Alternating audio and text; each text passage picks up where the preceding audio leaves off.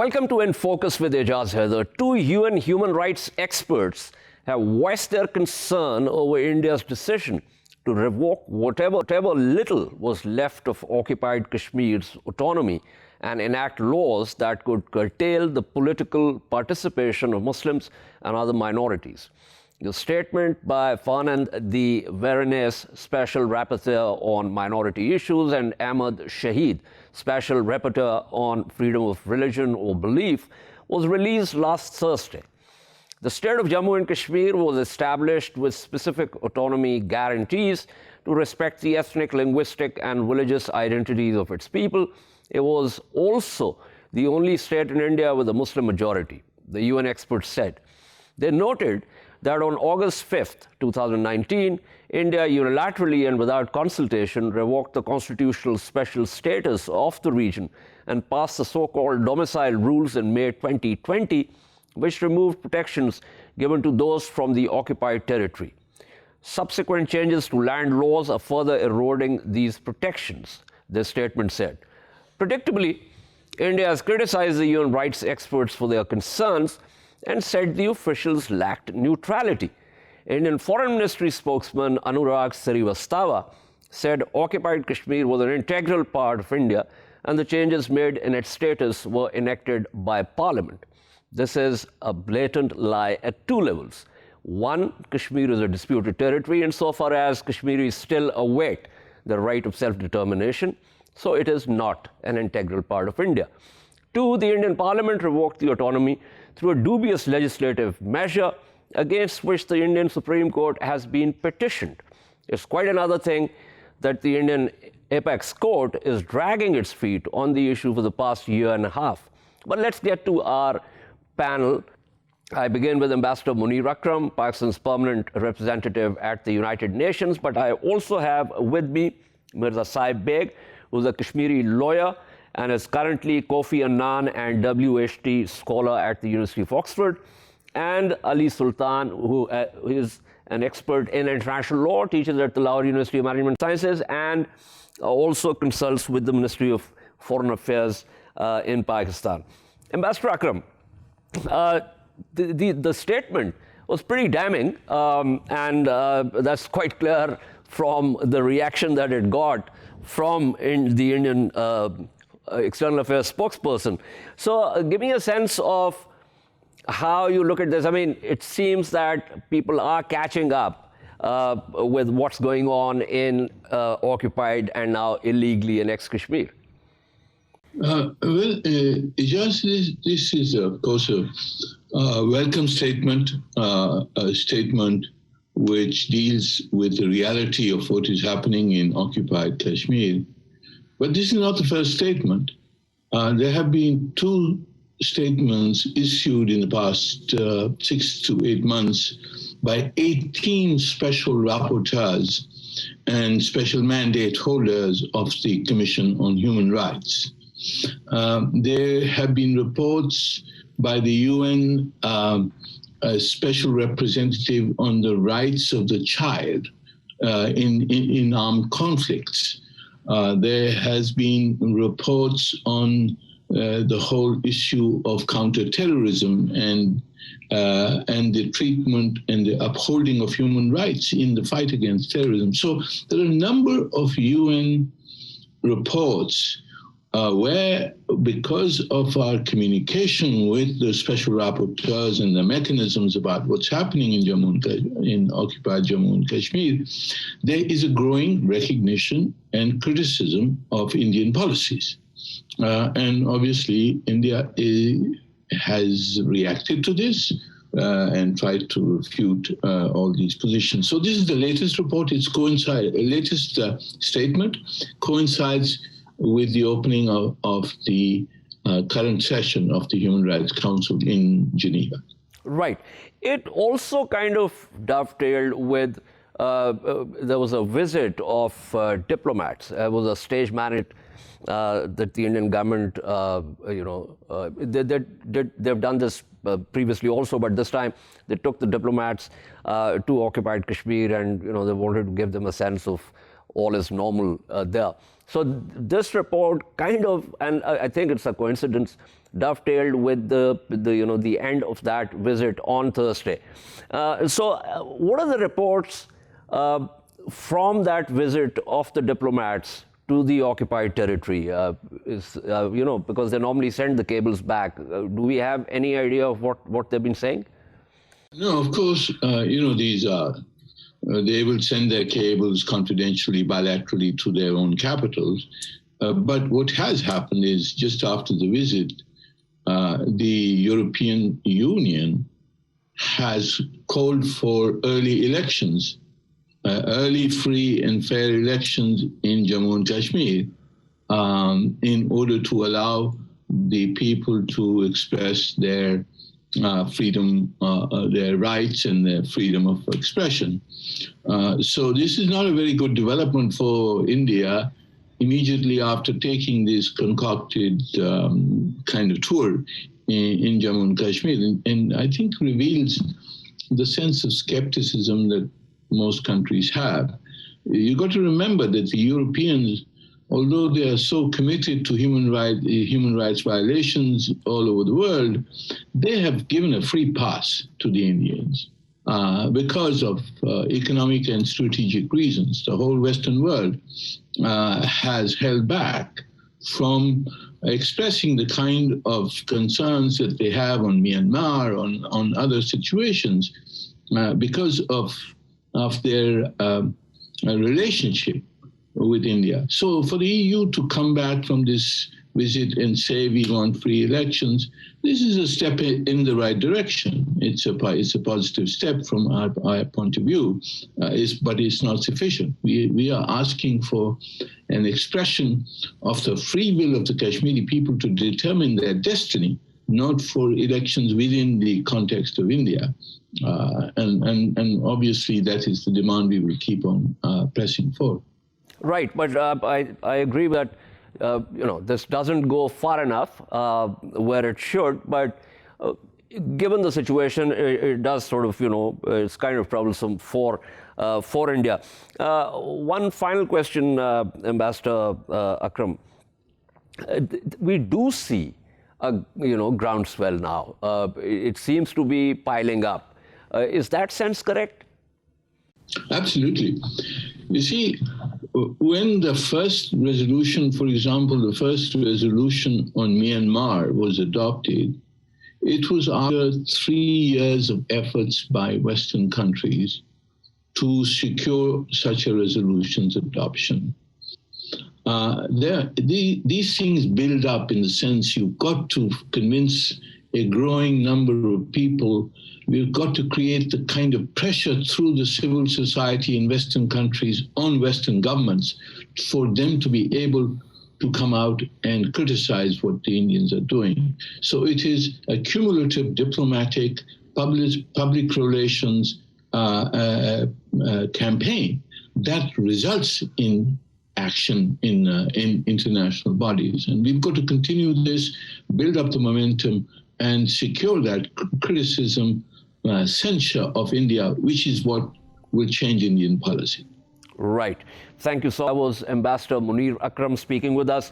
Let me go straight to Mirza Saaib Baig here. Mr. Baig, quoting from what the Indian External Affairs spokesperson said, he said this press release is referring to the statement by the special rapporteurs. This press release calls into question the larger principles of objectivity and neutrality that the SRs are mandated by the Human Rights Council to adhere to. I mean, to say this with a straight face requires some courage, don't you think so? Well, see, in politics and in economics, there's a term used which is known as the Potemkin village. It's essentially any construction which has the sole purpose to provide an external facade. And while the origin of this term is debated, it conveys a place where actors are hired to perform, depict a happy universe of well-satisfied subjects, but it is essentially a facade. It is a sham. Now, the recent members of the European Parliament, which have been taken, the diplomats who have been taken to Kashmir, this is a reflection of that, because these are curated, highly sanitized tours which are designed to create a certain narrative. So the response which has been given is also in the same line. It's designed to create and add to that narrative.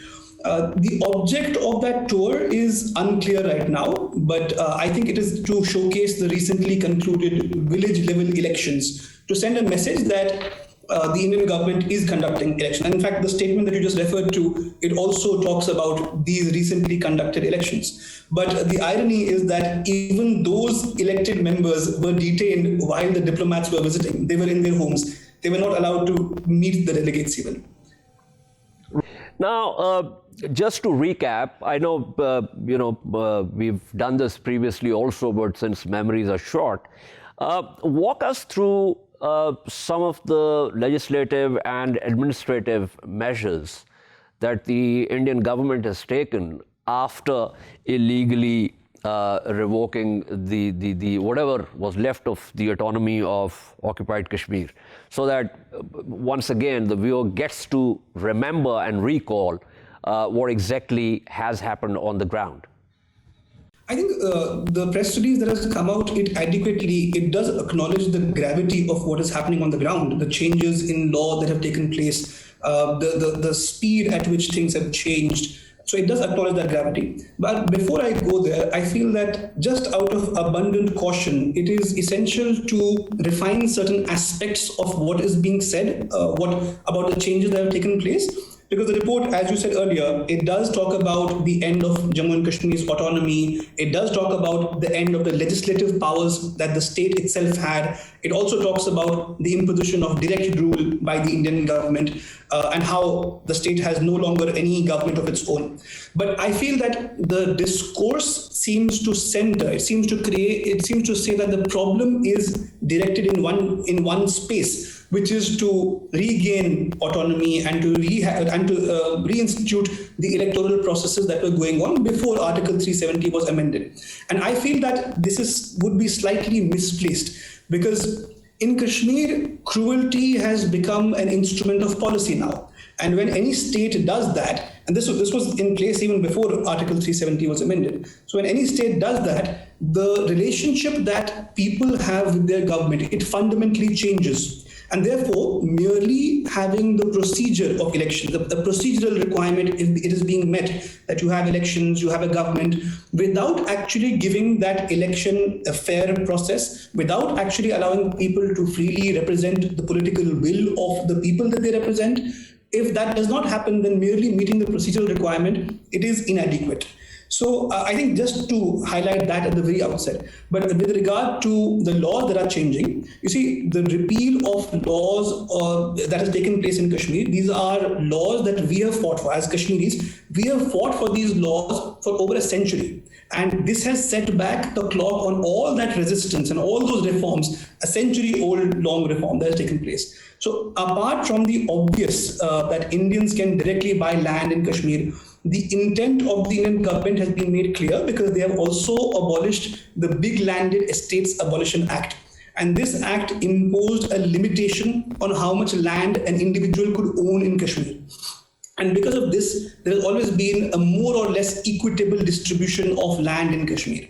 But the result of the annulment of this law is going to be that there will be tremendous concentration of wealth and land that will take place. I can give you the example of Mumbai, which is one of the metropolitan cities of India, where 9 landowners own nearly 20% of the entire habitable land over there. So this kind of concentration has never taken place in Kashmir, but now because the protection that we had is gone, it can take place. Corporates can buy large amounts of land. And we also have the domicile rules which have been passed, also referred to in the press release by the special rapporteurs. But specifically on the aspect of domicile rules, I would want to mention over here that while it is appreciated that they have made a mention of how this is going to affect demographic change, we cannot equate an Indian state with the situation of Kashmir. Because if a person from Bihar, if an Indian from Bihar were to move to Mumbai and change the demography, and if lots of people from Bihar move to Mumbai and change the demography of Maharashtra, it would not be a concern of international law. But it's a concern, demographic change is a concern of international law in Kashmir because it is a disputed territory, because there are international concerns over this. So to merely say that this is an internal issue, this does not affect international regulations is again inadequate and false. Right. Mr. Baig, I want to take this question to Ali Sultan here. Ali Sultan, this is a dispute. This is on the UNSC's agenda. How in Darwin's name can India constantly claim this to be A, its integral part, and B, anything that it does there to be an internal administrative measure? Is there any way of, and I'm talking about the legal sort of way of the UN saying to India, well, you cannot claim this to be an integral part of India because it is a dispute and we have this on our agenda? Thank you for having me, Ajaz. Well, first of all, I think the UN from time to time has reminded India that it is actually an international dispute. And the most recent example of that is the statement by the United Nations General Assembly, by the United Nations General Secretary, who in his first press conference of the year very clearly said that the resolution of the Kashmir dispute should be according to the resolutions of the Security Council, which, as you know, promised the right of a free, fair, and impartial plebiscite to the Kashmiris. So India, of course, through these measures, is blatantly, bluntly violating international law. And of course, it's always, it can keep on saying that it's an integral part of India, and that it's an internal matter. But think about this. If India really believed this is an internal matter for India, why would they invite foreign diplomats to go and visit this region?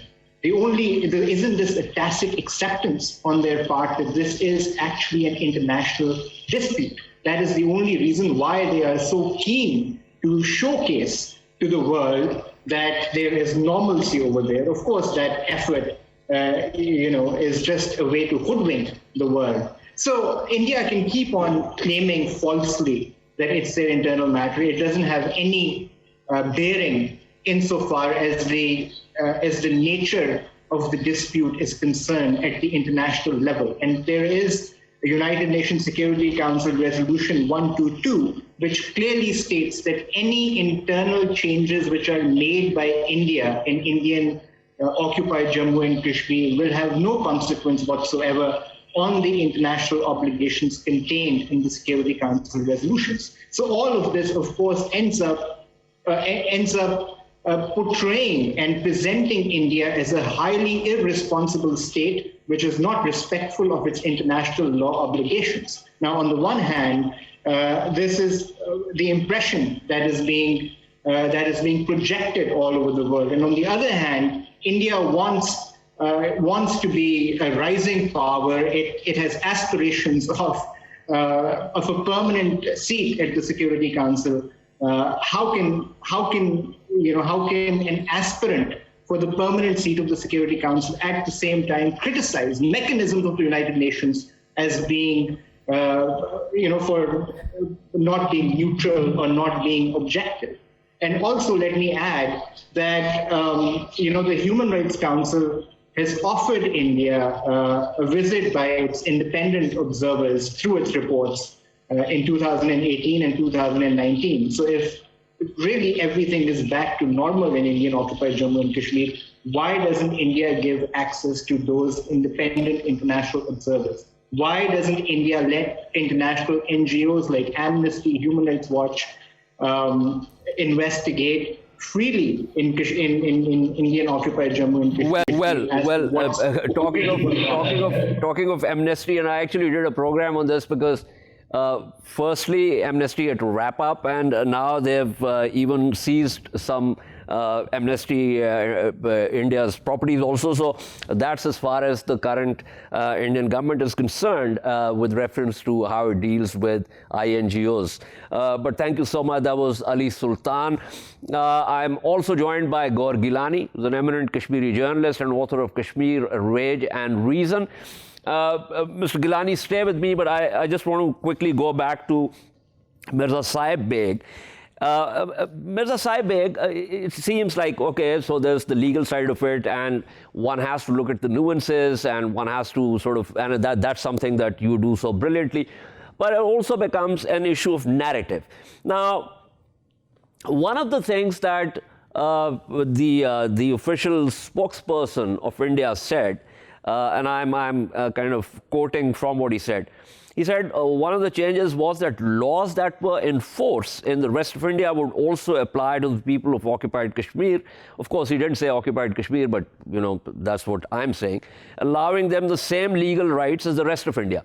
Now, we have heard this and people have talked about it, and Kashmiris have on a number of occasions said that this is bunkum, that we had state laws that were far more progressive than anything that you can bring to the table after illegally revoking the autonomy. So, as I said earlier, since memories are short, give me a brief on that. Sure. I mean, this argument has been used extensively at various forums by Indian representatives, where they try to portray that the legal system in Kashmir was either regressive or not adequately addressing the concerns of minorities, women, children. And the two things that have often stuck out that are women's right to property and child marriage, where the argument was made that in Kashmir, if a Kashmiri woman would marry a non-Kashmiri man, she would lose her right to property in Kashmir. Now, this position had already been clarified in 2002 by the Jammu and Kashmir High Court in the case of Sushila Sani. So the position, it does not exist in law or in fact that Kashmiri women lose their right to property. In fact, Umar Abdullah's sister is married to an Indian and she has not lost her right to property. And there are plenty of other examples of Kashmiri women who have married non-Kashmiri men and they don't lose their right to property. In fact, the bar is on the man, not on the woman. The non-Kashmiri man does not get a right to property in Kashmir merely because he has married a Kashmiri woman. And this is because Kashmiris have always been very sensitive about changing the demography or giving rights to non-Kashmiris, not because we want to be a closed society, but because this is a disputed area where a future plebiscite can be affected by who gets to be called a Kashmiri. So if there was no dispute on Kashmir, then there would be a regulation or a legal process where other people who are not Kashmiris could be legalized as Kashmiris. But because that's not the case, that is why there are certain protections over here. So this argument of women's right to property is facetious. The second thing that has stuck out is child marriage, where the government has claimed that in Kashmir, there was no law which prevented child marriage from taking place. Now, this is, first of all, in fact wrong, and it's wrong in law as well. In fact, I would say that it's wrong because in Kashmir, Kashmir has the highest average age of marriage for men and for women. I think it's 28 for women and well over 30 for men, 31 or 32 for men. And with respect to law, Kashmir has a 1928 law, which was called the Infant Marriages Act, where an infant was defined as anyone under the age of 18. So already child marriage was prohibited by law in Kashmir. They've also made the argument that Kashmir did not have the Right to Information Act, which was passed in India in 2005. But in Kashmir, the state assembly, the legislature passed it in 2007. And the Right to Information Act of Kashmir is actually functioning far better than the Right to Information Act in India, where RTI activists have routinely been hounded, have been killed even in the course of their work. But this has never taken place in Kashmir. And there are many people who use the RTI Act to get out information from the government. In fact, one recent bit of information which came out which is very relevant. It was done by two law students of the Kashmir University who used the RTI Act to identify the number of under trial prisoners in Kashmir.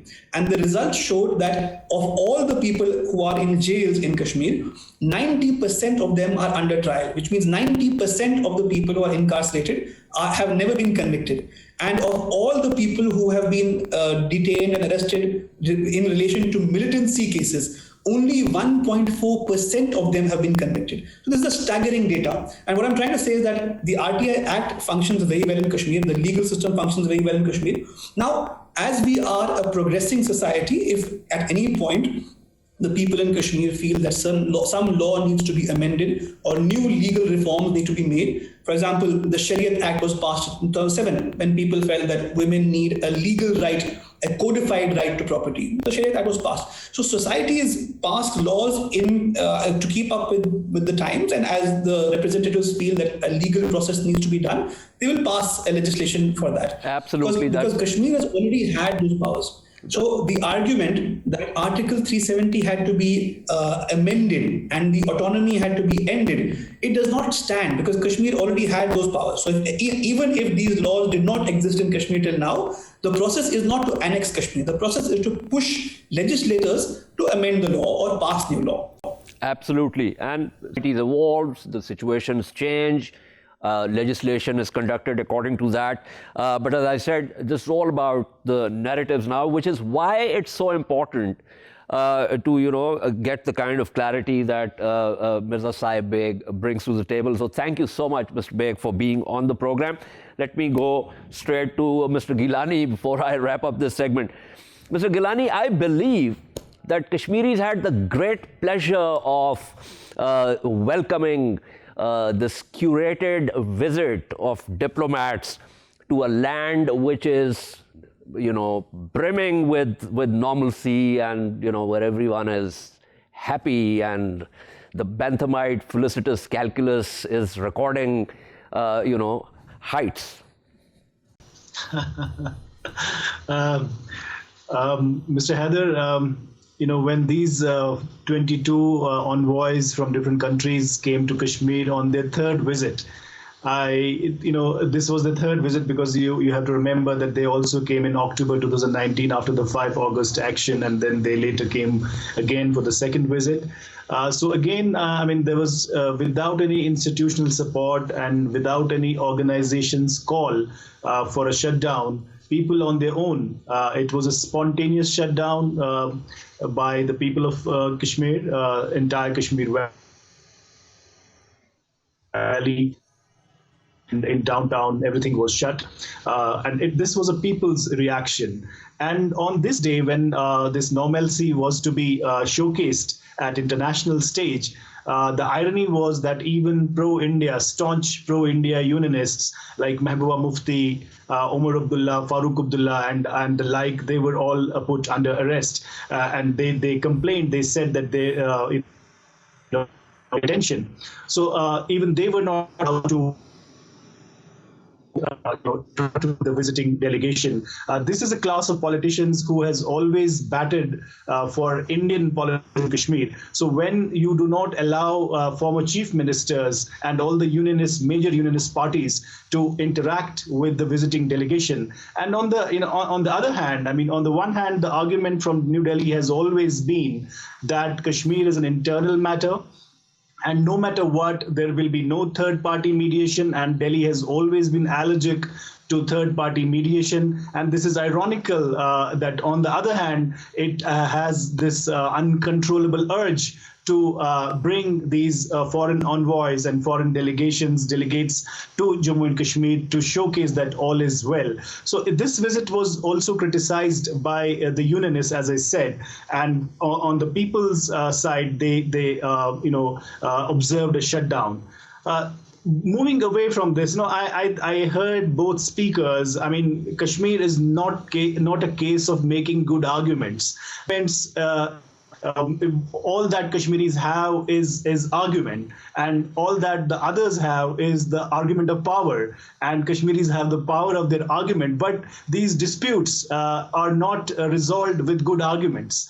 I will tell you that today itself there are many Bharatiya Janata Party, you will see on the videos that they are demanding that there should be a ban placed on wearing pheran, which is a long woolen garment, a ban on these parents.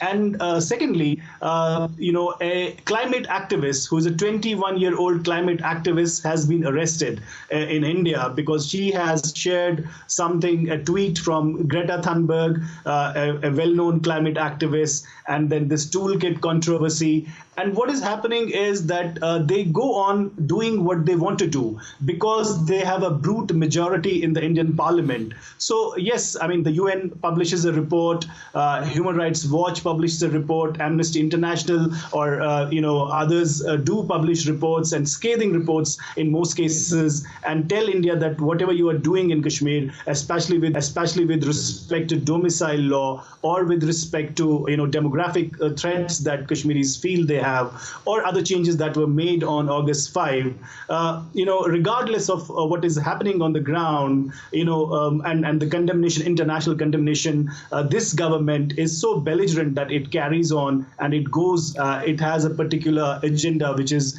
you very well know that it's called Hindutva, political project. So they are so, loyal to this ideological project that they do feel sometimes that there is a need to address international condemnation, but on the ground, they do their homework. And I have run out of time. Thank you, Mr. Geelani, if you can hear me. We shall take a short break and return to discuss U.S.-Pakistan relations. Stay with us.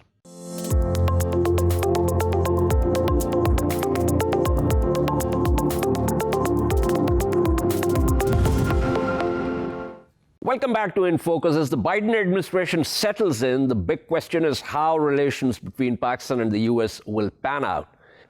Will the conversation begin from 2016, or will the new administration realize that 2021 is not 2016? On at least two occasions, speaking to Washington think tanks in the past 2 months, Dr. Moeed Yusuf, Special Assistant to the Prime Minister on National Security, has made clear Pakistan's position on relations with the U.S. A U.S. IP study on U.S.-China relations has also looked into how the U.S. should deal with Pakistan. A recent op-ed by Professor Wali Nasr has also recommended that the new administration needs to identify areas of cooperation that go beyond the issue of Afghanistan. A similar approach has been taken by Richard Olson, a former U.S. diplomat who also served as U.S. ambassador to Pakistan. So let's take the question to our experts. I'm joined by Ambassador Tehmina, Janjua, Foreign Secretary, and Dr. Rifaat Hussain, Head of Department of Public Policy at the National University of Science and Technology. Ambassador Janjua, how do you look at this? Because there are lots of experts, as I said, not just from our side, but also from the U.S. side, who are saying, well, this is 2021, things have happened, and, there is the larger issue of relations with China, but Pakistan is very significant, and let's try and figure out that, we can go beyond just the Afghanistan issue, which of course is important and Pakistan is helping us, but let's go beyond that. But it seems from a current visit that that might not be the case. How do you look at it? Thank you very much. To start off, I'd like to, it's an important topic, how US policy towards Pakistan shapes up, and Pakistan's response, or Pakistan should be developing its own policy towards United States in the current, under the current administration. The important thing is that the Biden presidency is marked by a change in tone from the Trump administration. However, there are substantive continuities between the two administrations, especially on policies towards China and Russia. We need to watch the nuances and slight shifts in US policy and focus on how to use these to strengthen our ties with Washington. For those who have gone ahead and said that this is not 2016 and this is 2021, and a lot has changed. There have been conversations in your program, elsewhere as well, on what are the changes that have taken place in Pakistan.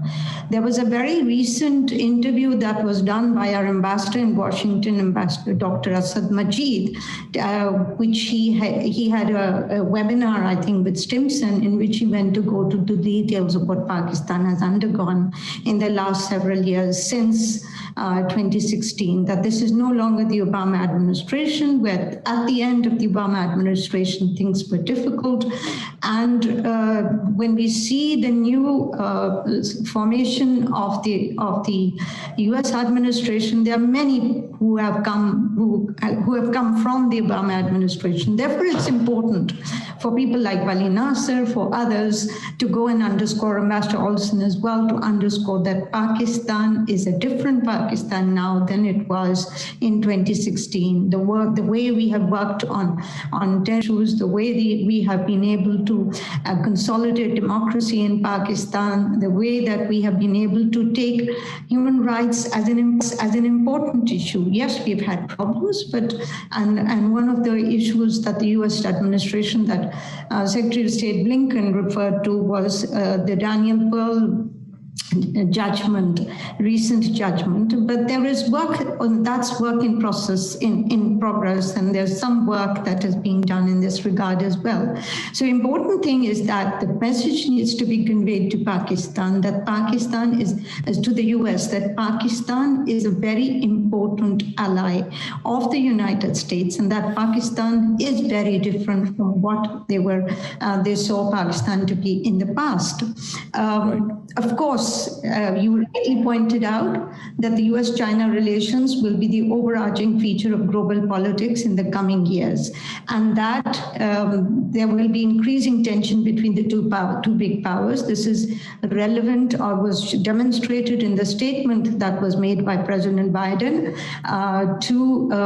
only a few days ago at the Munich Security Conference, and later and yesterday there was an important statement made by Councillor Wang Yi on US-China relations. So all these have to be taken into account when looking at Pakistan's way forward as far as relations with the two countries is concerned. And for us, it's clear our relationship with China is very important.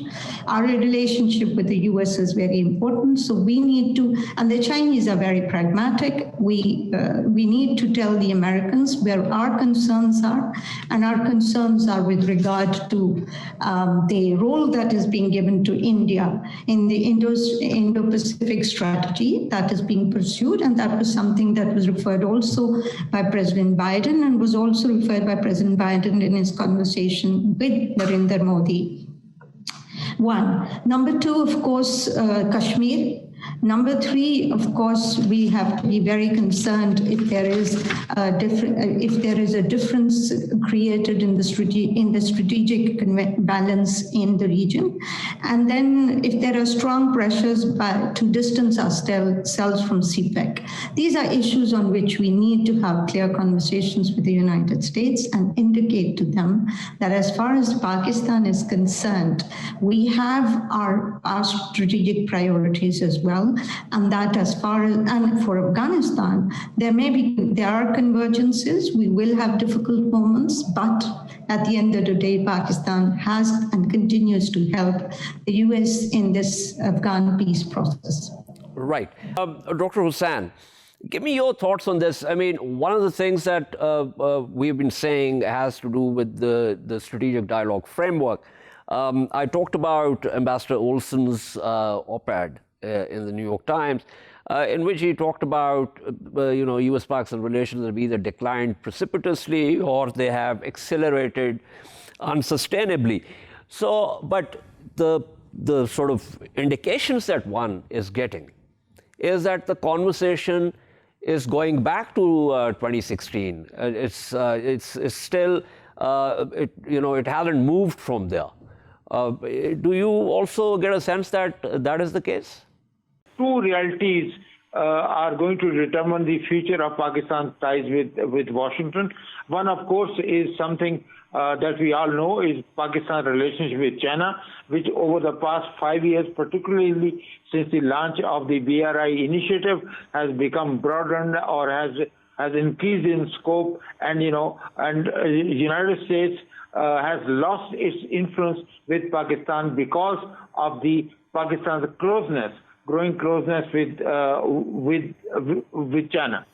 And the second important thing is that along with the deepening of Pakistan's ties with China, the United States has moved itself closer to New Delhi, and the United States is looking for ways to contain the rise of China, and in that context, they are extremely interested as part of their Quad strategy to win over India's support for the American objectives.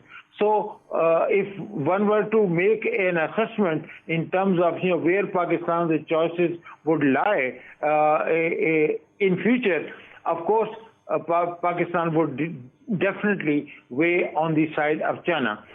Now, there are many people who are arguing that that Pakistan relationship with Washington are very important, but I think the more the Biden administration looks at Pakistan's case or searches for a new paradigm of developing a relationship with Pakistan, and more it begins to look at this relationship through the Indian prism. So I think the possibilities of cooperation will be very, very limited. This is my humble opinion. There are a lot of people who say that no, Pakistan has, because of its geography, because of its demography, because of its many strengths, will ultimately be a factor which the U.S. cannot ignore. But when you look at Pakistan's the ties with Washington in terms of Pakistan's effort to get dehyphenated from India's relationship with the United States, that's where the difficulty is going to be. Right, that's a very interesting thought. Thank you so much. That was Dr. Rifaat Hussain speaking with us. Before I wrap up the program, let me go back to Ambassador Janjua here. Ambassador Janjua, the issue, frankly, is how do we frame the relationship? Now, Pakistan has to frame it on its side. The Americans have to do it on their side. And also realize that previously there has been a disconnect in terms of strategic visions on both sides. You mentioned in your earlier intervention that we have our own interests here. The US has its own interests. So how exactly should the two sides frame the relationship? You referred earlier to the strategic dialogue that Pakistan and the United States had, which was disrupted under the Trump administration. And it was something that was built during the earlier Democrats as well. So it was Hillary Clinton that had sort of underscored and started it, with Shah Mahmood Qureshi Saaib, who was then the foreign minister.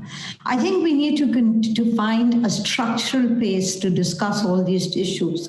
And that structure can be within the structural dialogue that was going on, but disrupted later on because of the type of relationship we had with the United States under the Trump administration. It is therefore, we should therefore continue to discuss with the administration, with Secretary Blinken, on the possibility of reviving it, because that has provided a great amount of talking to be able to understanding of each other's issues within the context of the structural dialogue. Secondly, as far as I think the one point that I'd like to underscore is that Pakistan needs to remain away from the crosshairs of the conflict of any conflict or confrontation between the US and China. And for that, as I said earlier, there are certain important points on which we need to pursue with the United States, which includes Kashmir, if they sort of change their position or whatever on Kashmir. One. Number two, if there is a strategic imbalance created within the region, which we need to speak to the US about.